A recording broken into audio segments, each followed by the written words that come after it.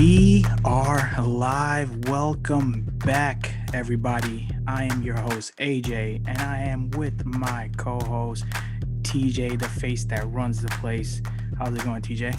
It's going great. It's been a long day, but it's always fun when we get to film for another episode of Mic'd Up with AJ and TJ. So hopefully you guys are ready because we're gonna piggyback right off the last episode and go into this week's topic. And that's right, we're kind of gonna play uh on hype versus timelessness and which one is really winning out when it comes to the sneaker game, fashion, and culture in itself right now. This is going to be a good one because this is something that really separates the people who are actually in it for the love of the culture and who are in it just because they're hype beasts. That's it. And pretty much that's it. There's no other way. I mean, this is not even talking about resellers. I'm just talking about hype beasts versus sneakerheads, Yeah, pretty much. about resellers that will come down the line a few episodes from now, but we're really just talking about hype fades and style is essential, like no pun intended, even though I'm wearing a Nike and Jerry Lorenzo Fear God crew neck. No, really, it does come down to the hype fades over time.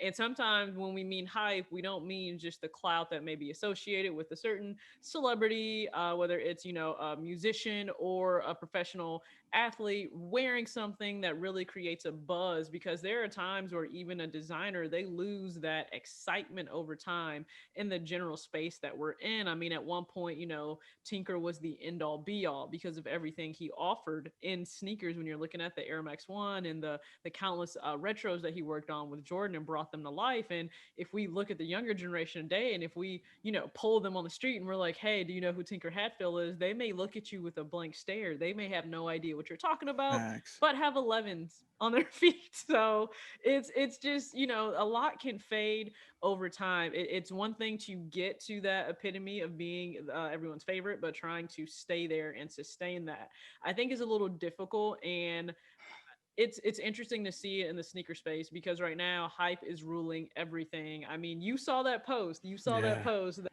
really rocked a lot of I think seasoned sneakerheads in terms of pairing an OG Jordan 1 Chicago against an off-white Jordan 1 Chicago, and the fact that the off-white won out in voting. As That which would you was that blew my mind. And again, it goes back to, are you a hype beast or are you a sneakerhead? I mean, the design wise, yeah. I mean, Virgil did his thing, but like you're talking about such an iconic shoe, the Chicago Jordan ones. I mean, unless I don't know if they saw that post and talking about what's more expensive, yeah, then of course. Yeah.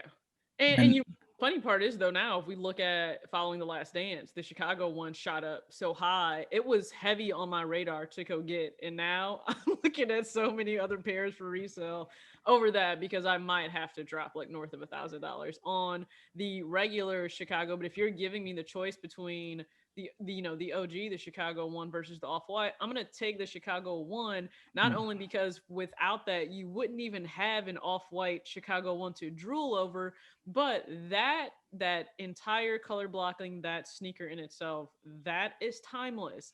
That's the mm, thing about it. And if you almost look at anything, any sneaker that has like one, like it was the first one, or it has one in the title of it, it usually holds its own yeah, throughout decades and decades. And I think 50 some years from now, when you're still looking at sneakers, there will be certain sneakers that continue to hold their own.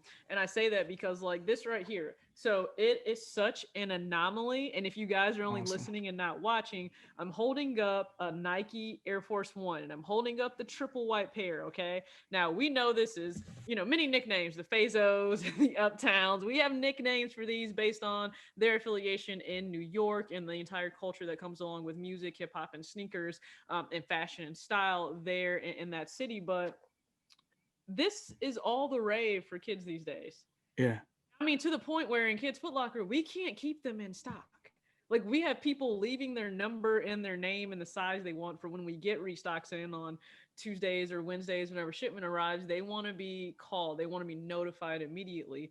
And I just think that's so interesting that this is holding kids' attention as basic as it is. You can't get, I mean, I guess you could get a little bit more basic, right? Because if you yeah, get an all white slip on, that's still a sneaker that every kid wants. It's back to school season. Mom, I need a all white Van slip-ons. And Hmm. they beat these up versus maybe beating these up a little bit more, but this is a basic sneaker. But it's you can't get more timeless than this. You can't get more versatile than this because Yeah. you can dress this up, you can dress it down, you can do any number of things.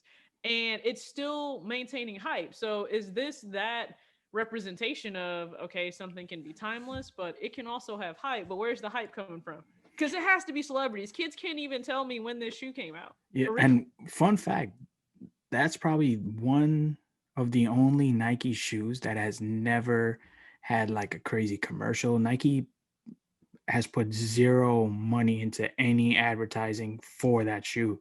besides the biggest advertising that was done, and it wasn't even for them, was when Nelly did Air Force One.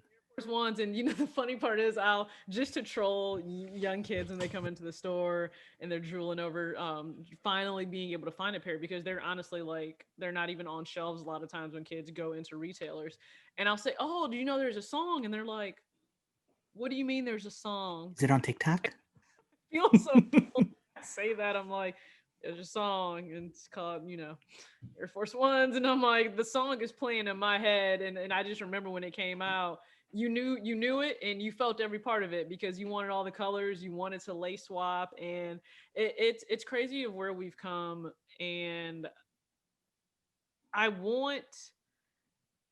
I want style to become more of the staple versus just the hype because I think it benefits everybody that's involved. And I say that because let's move away from being a slave to the hype because being a slave to that can cost you to spend so much money. It causes you to buy into things that you're not really into, but because it will attract the attention, the eyes, maybe the quote unquote street cred and respect and clout, especially on Instagram or on other social media platforms.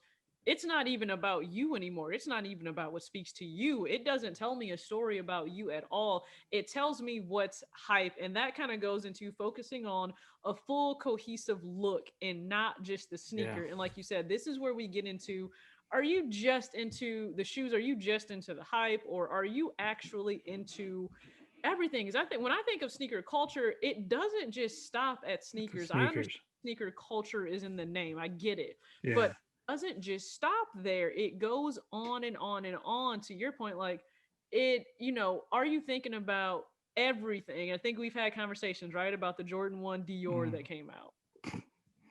Yeah. So now the whole Dior thing, again, Jordan 1, I'm never going to have anything bad to say about a Jordan 1 because a Jordan 1 is hands down my favorite silhouette.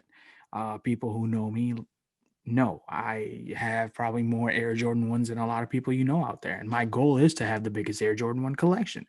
Now, when it comes to the Dior, um, paying $2,000 retail, Is a lot. that's a lot of money. Resell, I think just for the lows, somebody offered me a pair of lows for like 4,500, 5,000. Not bad, not too crazy over, but that's still a lot of money. So I would be like, some of these people need to not spend the $2,000 on that shoe and maybe upgrade your closet. Like, I mean, for me, I mean, I'm in hoodies a lot of time, I'm in sweats a lot of time, but trust me, it's not just a normal. I mean, yeah, sometimes, like I always say, you can go to Ross, you can go to Marshalls, you can go to Burlington for like under $50. You can swag out and make it look good. But there's certain things that you should do, like maybe if you're not known to have like the best quote unquote swag, just maybe double think. I mean, if you're buying it to sell it, that's a whole nother story, Right. but there's certain things that you guys just got to watch TJ's videos and TJ's um was that like her reels and all that stuff. Like you can see there's certain things like you can do yourself up for very little. You can, and you can again, you can always have it play to whatever your style is, whenever you're comfortable Mm-hmm. with. Like we can both have on the exact same pair of shoes, but AJ's style is going to differ a little bit from mine, and that's okay. But it can still be a very put together, a very cohesive look. And when I think about the Dior one, I don't have an issue with the fact that it was necessarily $2,000 because when brands have a specific target audience in mind Hmm. or an end consumer to purchase something based on the retail price they put it out for, they know who they're targeting. So if I ever think something is too expensive, it just means I wasn't the target audience. Like if I'm perceiving it as too much and I don't see the value that they have in it and they have vested in it, then it just means it wasn't meant for me. So that's Yeah, fine. The Dior was certainly not meant for yeah, me.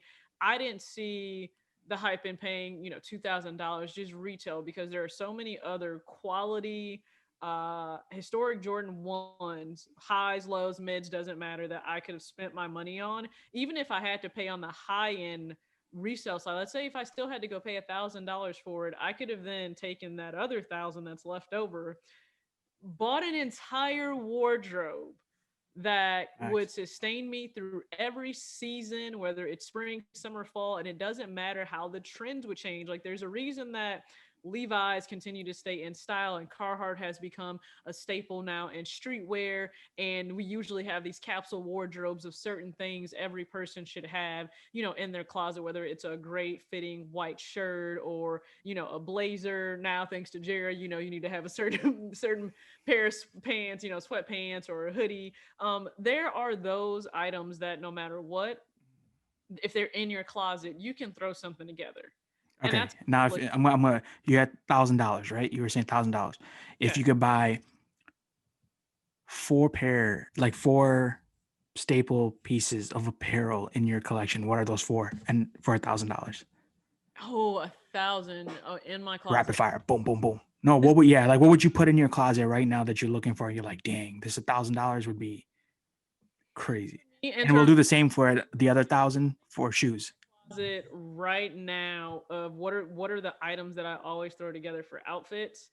The first one, and then maybe this is partly because I do live in the Midwest, so we get those actual cold winters, but having some type of top coat or like a wool coat, because it can elevate the most basic casual outfit. If you are literally in sweatpants and a hoodie and you throw on a very nice wool top coat or like a pea coat in the winter or in the fall, it takes it to an entirely different level. Hmm. So I would spend really good money on that and make sure that it is good quality so it'll last me the entire test of time. Having a great pair of fitting pants. Now, I don't necessarily think you have to have denim, and I only say that because cargo style pants have come into their own. Hmm. So having a utility style pant that is versatile Facts. enough to somewhat be dressed up and dressed down, I think it just Hmm. depends on that look that you're going for. And you can certainly dress something still up or down. It really just depends. But the coat, crazy pair of cargo pants, making sure that they're accentuating everything, right? So, ladies, you want to have it hit you in all the right spots. Make sure the waist really complements your shape as it goes down as well. Having that, tapered fit will change the way you feel about what you're in. The second or the third piece I would have to have in my closet. I think actually having a plaid shirt of some type, like a button down. I won't even say a plaid shirt, but a button down of some kind that's very versatile. So Hmm. it can be plaid, it can be flannel, but it can also be like chambray or denim. Because for me, it's always a plaid shirt. Like I actually have a Richley collection plaid shirt that I pair with a lot of different outfits, whether it's around the waist or it's actually being worn. The sleeves are up, the sleeves are down or uncuffed. Or I do the same thing with a chambray shirt, because with that chambray or a denim shirt, if you guys are not familiar with that term, you can pair that with other denim. You can play around with the different washes. It can be with khakis, it can be with black pants, it can be with sweatpants, doesn't matter. Throw that on under the pea coat that you have on as well, or the top coat we talked about, and that's a really nice look in itself. So you have those, and the final item you should have. You have not mentioned any fear of God. I'm so surprised. I haven't, because the last thing would be, and this is very controversial, but to me, still having a hoodie. And I know that's weird for some people to say, because back in the day, athleisure wasn't even a thing that was really accepted, like out in society. Like if you went Mhm. to the gym, you immediately went home and changed out of your gym apparel. Like you didn't walk around town Yeah. in that. And I get women were some of the ones that kind of broke that mold because they said, you know what, I'm going to yoga in these leggings. I'm going to go run all my errands in town and go to my kids, school event because I don't have time to necessarily go home and change, or I just want to be comfortable. Like we finally and thankfully we got away from feeling the need to just be so dressed up and so presentable that we weren't even comfortable in how we were going around town. Hmm. So for me, I think it is a hoodie because again, layering and how you choose to present the full look says a lot. So if you want to throw that hoodie on that is high quality, really great material under a denim jacket, you can layer it under a flannel, you can layer it under that top coat. You have options. I've put a hoodie on under a blazer before, and I've worn that to a work event as like a business casual look, and everybody liked it. So I think those would be the four pieces. So a great Nice. top coat, button down of some sort, some crazy utility like cargo type pants, and then an amazing hoodie that you feel at home. You feel at home whether you're out and about or you feel at home when you're actually at home in that. Those would be my four pieces. There we go. She just gave you style options, and that was if you were buying on the high end. And That's that's if you're high buying. end. Yeah. That's high. That's if you're trying to buy. I mean, and if you were to buy like Fear of God mainline, that would be a possibility of you spending that if it's on sale. I should say, of you spending that. Let's say if Jerry maybe had a garage sale or something of some sort, but I think looking at your closet that way, getting like a staple piece that will go with all the shoes you have, like getting pieces that you can rock with the Air Max ones. You might have the Vans, you might have Converse, you might have Timberland boots, you might have Uggs. If you're into Adidas, New Balance, Puma, doesn't matter. And whatever your look is, if you are more preppy, more classic American, like you should find those items that goes with everything that is part of your style. And that's what I hope people would do. Like for me, a Dior one, I'm sorry, like I've seen a lot of people supposedly have the Dior one in hand, but I haven't seen them wear it. I haven't seen outfits with it outside of maybe Travis Scott and other celebrities Yeah. that I think I saw, and it was on social media for promotional purposes,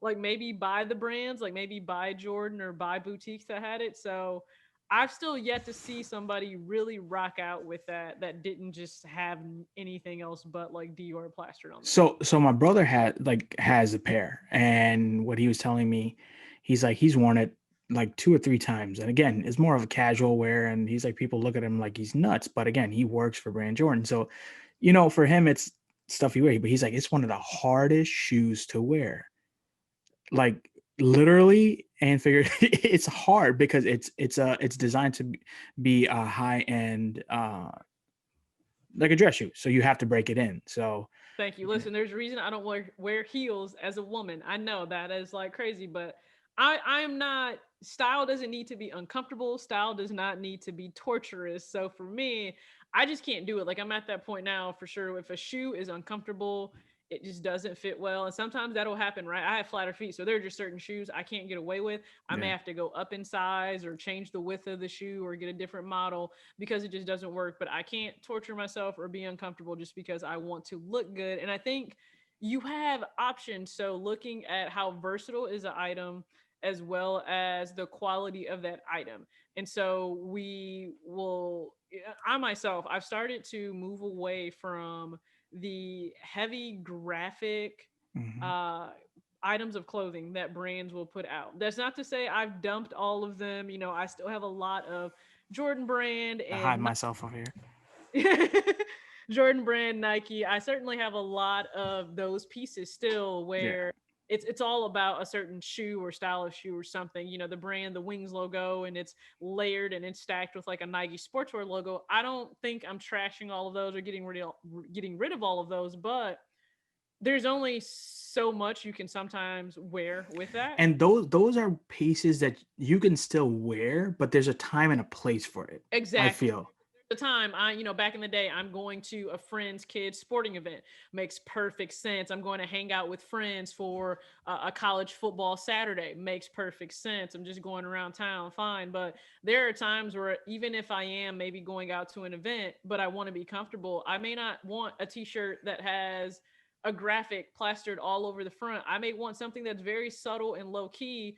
And I've moved more into that. I've moved Hmm. into the smaller branding where if there's nothing on the shirt except maybe a little logo that's stitched at the bottom, outside of maybe like essential, sometimes yes, that is still plastered on the front. But But see, I do like that's why I do like Essential because they do keep except for the last one that when TJ was like, "Yo, they got the whole black." She knows how much I love wearing black, so I literally went and bought the whole outfit from everything. hoodie to pants to shirt, everything in black. And that's the only time that you'll see the big Essential. But usually, I like it's very minimal, which is perfect.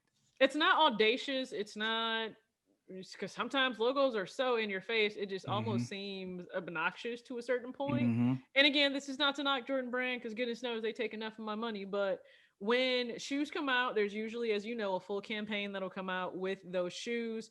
And so it's the whole storefront that's set up, as we like to call it, the quote unquote mannequin challenge, when people come in and they buy everything that is part of the campaign for that shoe.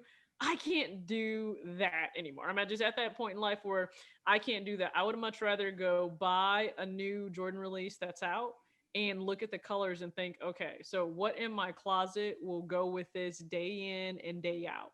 Yeah, So it may be a certain palette that I'm sticking to. Maybe I'm trying to be complimentary, or sometimes you can just go analogous. So if it is something that's blue, maybe stick with all shades of blue. That's something you can absolutely do. It just depends on the look that you're going for. But I'm moving away from the louder branding. And I think that's interesting because people will say, well, they'll look at celebrities wearing basic clothing items, right? Like you could see Jay-Z and he could be in a very toned down outfit, right? A black t-shirt, jeans, and some sneakers. And you may yeah. not know that that shirt, because of the quality of it, where it's sourced from, that may be a $500 t-shirt that man's wearing. What's that brand everybody's wearing now? Eric Emanuel, something like that. That Eric, it's yeah. The short. I know the shorts are the big thing, yeah. but when you look at those shorts, they're shorts you can wear all summer. Yeah, I know T Mark is he wears that a lot, and it So, looks like a solid black tee or white tee, and but that tee is like $100, $200. too. Yeah, if you look at those shorts, yes, they are mesh basketball shorts, and they have the nice detailing and on them. But instead of just doing a crew neck, sometimes maybe he will pair like a regular shirt and like a button down with it. You have options with those Hmm. shorts, and I think people have to not be so fearful of that, right? Like it's also based on the material. So when I say like how versatile is an item, you can also look at the material. Like sometimes if you opt for something that is that sweat or woven material, like woven pants, woven shorts, that's a really good lane to go down because it's easier for you to dress it up or dress it down. It just depends on what else you pair with it. So Hmm. like for myself, listen, I would much rather put on I'm a big olive green person when it comes to pants because I just think it can set off a lot of outfits. Yeah, you So got me hooked now.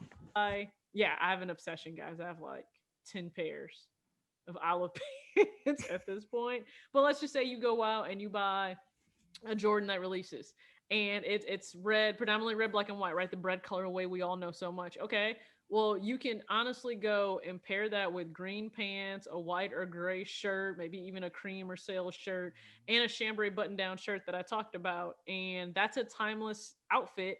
That if you remove the Jordan 1 and you choose to put something that is still a little more casual and not as athletic or not as laid back, it still works and it still fits. Yep. And I think if more people want, now maybe it's a maturity thing. Maybe as you get older, maybe you move towards that. I'm not sure. But I think you see those who are more into the entire fashion and cultural side of it. I think you see them appreciate that a little bit more. And maybe it causes them to branch out and say, I would rather pay a little more for the quality, right? I'm already paying $200 for the shoes. And I want every outfit to really hit where it should. I wanted to look good together. Like I know people where they got rid of everything that wasn't a minimalistic look in terms of the colors and the silhouette, but the fit was perfect for them. It went with so much in their actual wardrobe, and they're way happier about that. Yeah.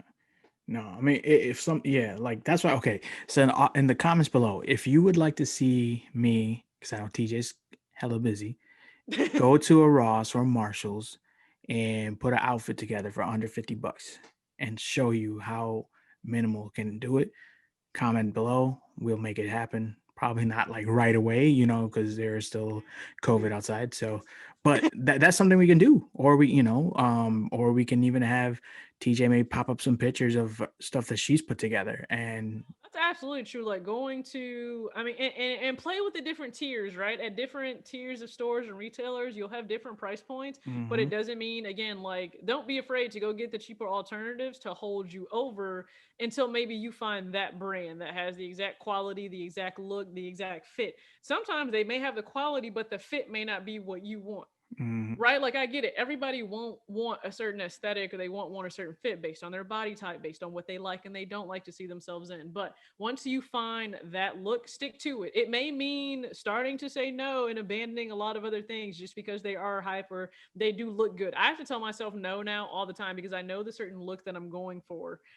In my closet, I will tell myself no on release days. Like, listen, just stick to the shoes, leave the clothes alone and go in your closet. I'm pretty sure you have something that goes with everything you're looking to get out of that sneaker. So I would challenge you all to do that a little bit more. Like take a look in your closet, maybe take a look at some of the staples that are recommended for a complete wardrobe and see if you can't, add more versatility into yeah. what you do now, because at some point you may choose to move away from all of the graphic tees and things of that nature. Or And matching from head to toe in the same exact color. And trust me, I used to do that in high school. My favorite color at that point was baby blue. I would walk around looking like a cloud, straight baby blue. But like now you can, like, even like how TJ said, you can wear a pair of breads with olive pants, cream shirt. Like you can test the waters. be It blue. might not. I mean, the thing is, it might not match to a lot of people, but trust me, if you are following like they have the color blocking, you can do a lot. Follow Most of that. the The color wheel is your best mhm, friend. yeah, Don't like learning that and just playing around. Like you can literally Google the color wheel and it lets you select the type of the what you're going for in terms of it is complementary or hmm, analogous.